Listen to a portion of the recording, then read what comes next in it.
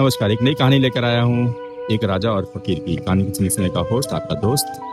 नई कहानी, लेकिन पहली बार देख रहे हैं तो मेरे चैनल को सब्सक्राइब जरूर कर लें। बहुत कड़ाके की सर्द थी, अंधेरी रात थी।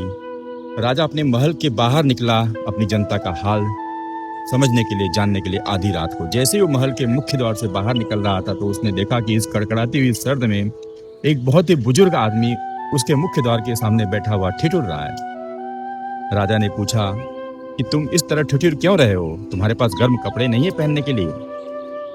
तो उस बुजुर्ग व्यक्ति ने कहा कि मैं तो काफी सालों से यूं ही ऐसी छोटी सी पतली सी शर्ट पहनकर जी रहा हूँ। शायद भगवान ही मुझे शक्ति देता है, मेरे पास गर्म कपड़े तो है नहीं, तो भगवान ही शक्ति देता है कि मैं इतनी कठोर सर्द में भी जिंदा रहूं। यह सुनकर बड़ी दया आई राजा को। राजा ने कहा कि आप चिंता न करें, मैं महल के अंदर जाऊंगा और आपको गर्म कपड़े भिजवा दूंगा। राजा अंदर गया, लेकिन कुछ काम में यूं व्यस्त हुआ कि न तो वह बुजुर्ग व्यक्ति याद रहा, न उसे कपड़े भिजवाने हैं, उसको यह याद रहे। दूसरे दिन खबर आई कि एक बुजुर्ग व्यक्ति मुख्य द्वार पर मरा पड़ा है, उसके पास कोई पत्री लिखी पड़ी हुई है।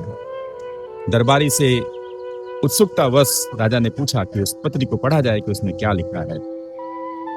जब पत्री को पढ़ा गया तो उसमें यह लिखा था कि राजा, मैं तो काफी सालों से बिना गर्म कपड़ों के ही जिंदा था, लेकिन तुम आए, तुमने आस धराई, मैंने तुम पर विश्वास किया और शायद यह मेरी कमजोरी बन गई और उस आस में सर्द मुझ पर असर कर गई और मेरी जान लेने ही वाली है। इस बात से क्या सीख मिलती है? इस बात से दो सीख मिलती है। नंबर 1, किसी पर बहुत ज्यादा विश्वास न जताएं, उन पर इतनी अपेक्षा न करें कि वह आपके लिए घातक सिद्ध हो। दूसरी बात कि दूसरों को आप झूठी उम्मीद न दें। कहानी पसंद आई तो कमेंट, शेयर, सब्सक्राइब, लाइक जरूर करें।